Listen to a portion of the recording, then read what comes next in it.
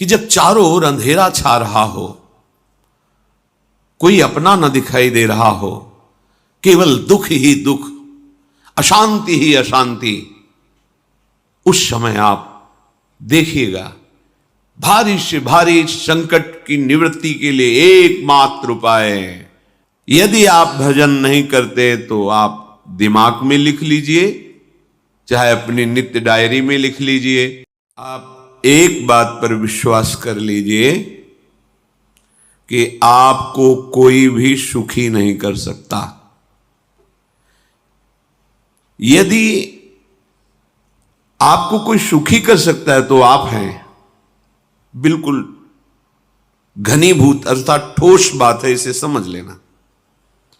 यदि आप अपने विचार के द्वारा, विवेक के द्वारा अधर्माचरणों का त्याग करके धर्म पूर्वक जीवन व्यतीत करते हुए भगवान नाम जप करते हैं, तो पूर्व पाप कर्म के अनुसार जब देह रचा गया तो उसमें जो प्रारब्ध दुख सुख का है वो तो आएगा, पर आपको परास्त नहीं कर पाएगा। और आगे आपके लिए महासुख है जो दुख और सुख दोनों से परे है। अखंड प्रसन्नता, अखंड आनंद, वो केवल आपके करने से होगा। उपदेश मिल सकते हैं, मार्ग बताया जा सकता है, आपको सहयोग मिल सकता है, पर चलना आपको होगा। यदि आप नहीं चले तो ये कहीं भ्रम हो कि मैं कहीं जाऊं और मेरी दुख निवृत्ति हो जाए, तो इस भ्रम को छोड़ देना आप। क्योंकि हम आप तो बहुत छोटे जीव हैं, अर्थात बहुत लघु तपस्या, लघु पुण्य वाले हैं। हम उन महापुरुषों की बात करते हैं जिन्होंने आजीवन ऐसा तप संचय किया, फिर भी उनके शरीर में भारी से भारी दुख देखे गए। ये दुख और सुख एक भ्रमात्मक इंद्रजाल है माया का, ना दुख है न सुख है। जैसे जो सपने सिर काटे कोई, बिन जागे दुख दूर न होई, ऐसे स्वप्न में तुम चक्रवर्ती सम्राट बन जाओ तो जगने पर तुम थोड़ी रहोगे, तुम जो हो वही होगे। हम भगवान के चिदानंद अंश हैं। ये भूल कर हम अपने को स्त्री पुरुष, अच्छा बुरा, धनी निर्धन, दुखी सुखी आदि आदि बहुत सा प्रपंच है, इसे हम अपने दिमाग में बैठा लिया है। जब तक आप ये प्रपंच नहीं छोड़ोगे तब तक आपको सुखी कोई कर ही नहीं सकता, क्योंकि दुखालयम नाशवान संसार का तो तुमने अस्तित्व रखा है। अगर ये किसी के दूर करने से होता तो स्वयं जगत गुरु परब्रह्म परमात्म तत्व भगवान श्री कृष्ण सामने हैं और अर्जुन को कह रहे हैं, मात्रा स्पर्शास्तु कौन्तेय शीतोष्ण सुख दुखदा आगमा पायनो अनित्यास्तास्तितिक्षस्व भारत। हे भारत, हे अर्जुन, ये आने जाने वाले अनुकूलता प्रतिकूलता, गर्मी शीतलता, अर्थात काम क्रोध लोभ मोह मद मत्सर अपमान निंदा, ये सब ताप पहुंचाते हैं। अनुकूलता सम्मान यश कीर्ति धन वैभव, मानी हुई मान्यता, ये सब शीतलता पहुंचाते हैं। ये उष्णता और शीतलता, अनुकूलता और प्रतिकूलता आने जाने वाले हैं। भगवान ये नहीं कह रहे मैं मिटा दूंगा, कह रहे तास तितिक्षस्व भारत, हे अर्जुन ये तुम्हें सहना होगा। यदि तुम इससे सह गए तो तुम्हारे हृदय में ऐसी स्थिति प्रकट हो जाएगी कि फिर ये स्पर्श भी नहीं कर पाएंगे। सहने से तुम्हारी भक्ति बढ़ेगी, तुम्हारा चिंतन बढ़ेगा, तुम्हारा स्मरण बढ़ेगा, सत्य वस्तु के लिए, सत्य तत्व के लिए तुम सुखी हो जाओगे। बिल्कुल खुली बात। आडंबर नाटक पाखंड इसकी जरूरत नहीं है। प्राकृतिक भोगों में सुख बुद्धि, देहाभिमान, विद्या रूप महत्व कुल धन यौवन अभिमान, यही तुम्हारे दुख का मूल है और ये कोई दूसरा नहीं हटा सकता। ये तुम्हें अपने विवेक सत्संग से प्राप्त हुए विवेक के द्वारा, शास्त्र स्वाध्याय से प्राप्त हुए विवेक के द्वारा इसे तुम्हें त्यागना है। दुख तुम पकड़े हो तो छुड़ा कौन सकता है? छुड़ाना तो आपको ही पड़ेगा। अगर कोई वादा करता है कि मैं आपको दुख रहित कर दूंगा, मुझे आज तक समझ में नहीं आया। दुख रहित होने का जो उपाय है वो गुरुजन, महापुरुष, संत जन बताते हैं कि जब चारों ओर अंधेरा छा रहा हो, कोई अपना न दिखाई दे रहा हो, केवल दुख ही दुख, अशांति ही अशांति, उस समय आप देखिएगा कोई एक है जो आपको बहुत प्यार कर रहा है। वो हमारे प्रभु हैं। आप जिनकी तरफ पीठ किए हो और जहां दुख है उधर मुख किए हो, वापस घूमो, सन्मुख होइएगा। सन्मुख होए जीव मोहि जबहि, जन्म कोटि अघनाशों तबहि। करोड़ों जन्मों के पाप नष्ट कर देते हैं भगवान। जहां प्रभु की तरफ हुए तो पता चला बहुत जन्मों से बिछुड़ा था, वो मेरे स्वामी मिल गए।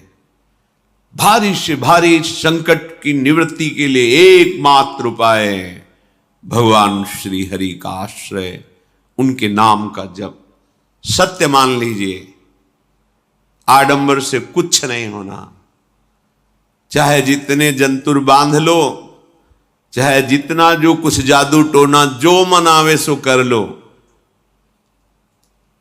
बारी मथे घृत होए बरु शिकताते बरु तेल, बिनु हरि भजन न भवतरी यह सिद्धांत अपेल। विनिश्चितम बदामिते नान्यथा वचांस में हरि भजंती नरा। अटल बात है, यदि भजन नहीं करोगे तो तुम्हें कोई सुखी नहीं कर सकता।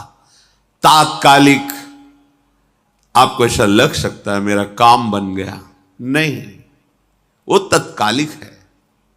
हमारा काम बनना तो तब होगा जो हमारा आवागमन मिट जाए, सदा सदा के लिए मुझे ऐसी वस्तु प्राप्त हो जाए कि जहां चाह ही खत्म हो गई, जहां दुख ही खत्म हो गया। वो हमारा स्वरूप है, वो हमारे आराध्य देव हैं। प्रार्थना मान लीजिए, भटकाव से बचिए। ये कलिकाल मलायतन मन कर देख विचार, श्री रघुनाथ नाम बिन नाहिन आन आधार। महापुरुषों ने स्पष्ट कहा है। ये मलायतन मल का आगार है। मल माने कामना, नाना प्रकार की वासना, भ्रष्ट आचरण, छल कपट, दंभ पाखंड, बोलबाला, इसका एकमात्र श्री भगवान का नाम आधार है। जो चाहत है नित्य सुख अरु मन को विश्राम, तो हित ध्रुव हित सो भजत रो पल पल श्यामा श्याम श्यामा श्याम श्यामा श्याम। यदि सच्चिदानंद शाश्वत सुख चाहते हो, जहां से कभी हटना ना पड़े, केवल सुख ही सुख है, आनंद ही आनंद है, और मन का विश्राम चाहते हो कि भाग दौड़ मन की मिट जाए, तो बस प्रेम से बोलते रहो श्यामा श्याम श्यामा श्याम, राधे श्याम, राधा राधा राधा वल्लभ। ये बड़ी शोध करके महापुरुषों ने बात कही है। यदि आप भजन नहीं करते तो आप दिमाग में लिख लीजिए, चाहे अपनी नित्य डायरी में लिख लीजिए, जो आप दिनचर्या लिखते हैं। आपको कहीं भी कभी भी कोई भी सुखी नहीं कर सकता। गांठ बांध लीजिए, भटकने की जरूरत नहीं है। और यदि नाम जप करने लगे, धर्माचरण करने लगे, तो तुम आशीर्वाद देने वाले बन जाओगे। सातरति सातरति सा लोकांतारयति। ध्यान दीजिए, वो तर जाता है, वह तर जाता है, वो लोकों को तार देता है। जब पृथ्वी में भयंकर पापाचरण की वृद्धि हुई, असुरों के द्वारा प्रेरित होकर के जहां भी धर्माचरण, नाम कीर्तन, यज्ञ, हवन, होम, ऋषि मुनि विध्वंस कर दो, क्या हुआ? कोई दूसरा दिखाई दिया क्या? नहीं, किसी की सामर्थ्य नहीं थी। सब मिलकर के ब्रह्मा जी के पास गए, जो ईश्वर कोटि के महापुरुष, सबने ब्रह्मा जी से प्रार्थना की। ब्रह्मा जी ने कहा, हम भी जिनके सेवक हैं वही प्रभु अब हमारे दुख का निवारण कर सकते हैं। सोचो, आप किसी और से दुख निवृत्त कराना चाहते हैं? जिसने सृष्टि बनाई है, भगवान ब्रह्मा जी भी कह रहे हैं मैं जिनके सेवक हूं, वही प्रभु हमारे और आप सबके दुखों का निवारण करते हैं। तो आपको समझ में नहीं आ रहा कि एकमात्र भगवान श्री हरि ही हमारे दुख का निवारण कर सकते हैं। हमें कहीं भागने दौड़ने की जरूरत नहीं है। साधु समागम इसलिए किया जाता है कि हृदय पवित्र हो जाए, पवित्र हृदय की पहचान बुद्धि में विवेक का प्रादुर्भाव हो जाए, और विवेक से मोह का नाश करके हम निरंतर प्रभु के प्रेम में डूबे, भजन में डूबे। सबने एक साथ मिलकर के विचार किया कि महासुख सिंधु प्रभु से विनय करनी तो कहां जाया जाए? वैकुंठ चले, किसी ने कहा क्षीर सागर चले। अपनी अपनी भावना व्यक्त कर रहे थे। तेहि समाज गिरजा में रहेऊ, अवसर पाई वचन एक कहेऊ, हरि व्यापक सर्वत्र समाना, प्रेम ते प्रगट होई मैं जाना।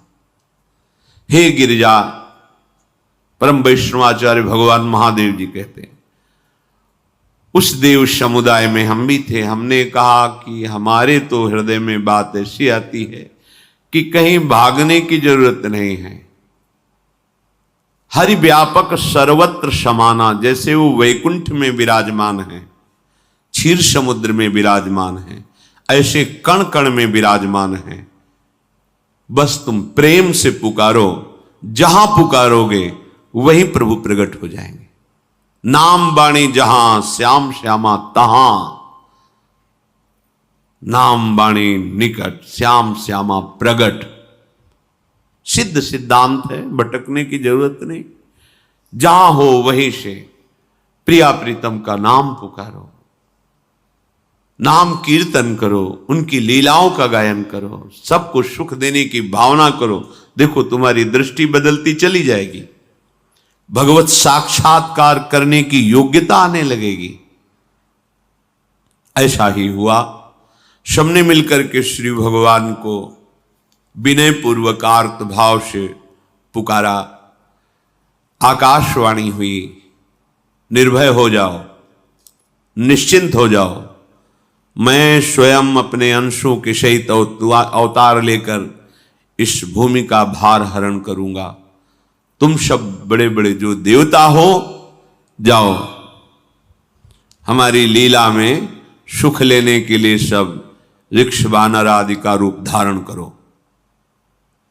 ब्रह्मा जी, महादेव जी, बड़े बड़े ईश्वर कोटि के लोकपाल बहुत प्रसन्न हुए, क्योंकि भगवद वाणी सत्य है, त्रिकाल सत्य है। सबको विश्वास हो गया कि अब मारा तो जाएगा ये महासुर, जिसको लगता था कोई ना मंत्र के द्वारा मार सकता है, ना अस्त्र के द्वारा मार सकता है। स्वयं श्री भगवान पधार रहे। भगवान ने जो निरंतर भजन प्राण रहते हैं, कश्यप जी, अदिति जी, वो भगवान के वात्सल्य में भरे थे। प्रभु जब प्रकट हुए तो उनसे कहा, मुझे आप जैसा पुत्र चाहिए। प्रभु ने कहा कि मेरे जैसा तो मैं ही हूं, अद्वितीय हूं, दूसरा कोई है नहीं, मैं ही अवतरित होऊंगा।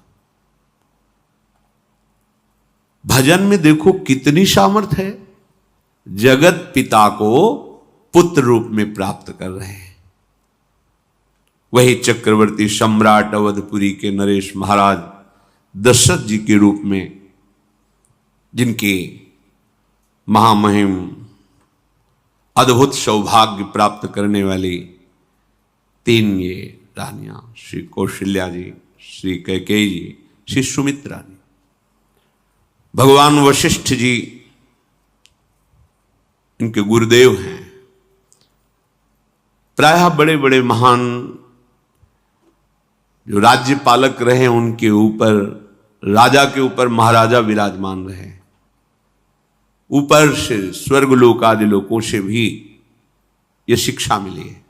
देवराजेंद्र तो भगवान बृहस्पति, दैत्यराज बलि तो भगवान शुक्राचार्य, जनक जी तो सदानंद जी महाराज, दशरथ जी तो वशिष्ठ जी महाराज। ऐसा था, क्योंकि जहां हमारा विवेक काम नहीं करता, वहां ये ब्रह्मबोध संपन्न महापुरुष तत्काल हमको संभालते हैं। महाराज दशरथ जी के हृदय में प्रबल लालसा हुई कि अब अवस्था व्यतीत होती जा रही है, पर जो गृहस्थ धर्म का परम लाभ है वो तो हुआ ही नहीं। वशिष्ठ जी के चरणों में प्रणाम करके कहा, भगवान एक ही बात की असंतुष्टता है, हमारे कोई पुत्र नहीं है। वशिष्ठ जी ध्यानस्थ हुए, ध्यान में देखा और उनका, तुम्हारा जैसा सौभाग्य अन्य का किसी का नहीं हो सकता। तुम्हारे यहां स्वयं सच्चिदानंद भगवान श्री हरि अपने अंशों के साथ अवतरित हो रहे हैं। श्रृंगी ऋषि को बुलाया गया, पुत्रेष्टि यज्ञ करी, उसमें साक्षात भगवान अग्निदेव प्रकट होकर के खीर दिया और कहा अपनी रानियों को पवा दीजिए। वशिष्ठ जी के आज्ञा के अनुसार उस खीर को 2 भाग में किया। प्रथम भाग श्री कौशल्या जी को दिया, जो दूसरा भाग था उसके 2 भाग किए, उसका 1 भाग कैकेयी जी को दिया। अब जो 1 भाग बचा उसके 2 भाग किए और वशिष्ठ जी की आज्ञा के अनुसार 1 माता कौशल्या जी को, 1 कैकेयी जी को दिया।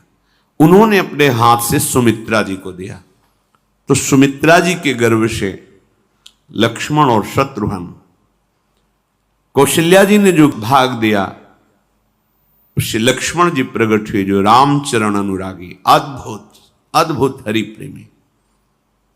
शत्रुघ्न जी भरत चरणों का आश्रय लिए हुए राम जी का सेवन करते हैं। बड़ा रहस्य है, कितनी मर्यादा है गुरु की आज्ञा से। जहां जैसा विधान होना चाहिए वैसा, तो उस बड़ा मंगल शुरू। ये महामहिम जगत पावन करने वाली माताएं मानो अपने गर्भ में अखिल ब्रह्मांडों के स्वामी को धारण किए हुए हैं, जिनके गर्भ में अनंत ब्रह्मांड वास करते हैं, उन प्रभु को अपने गर्भ में धारण करने का अनुभव कर रहे हैं। महाराज दशरथ बहुत प्रसन्न है। ये जीवन का परम लाभ है। प्रभु हमारे कोई भी हो, माता पिता भाई बंधु सखा पति प्रीतम पुत्र, कुछ भी, ये तो ऐसे करुणा में कोई भाव रख लो और गाढ़ भाव कर लो तो आपको अनुभव कराने लगेंगे। जिस भाव से आप देखोगे कैसा सुख महाराज दशरथ जी को हो रहा होगा, जिनको गुरुदेव से पता है कि स्वयं भगवान पधार रहे। प्रतिपल इनके दर्शन करके कौशल्या जी, कैकेयी जी, सुमित्रा जी के प्रेम पुलकित रहते हैं। दशरथ जी, अहो भाग्य, साक्षात भगवान पधार रहे।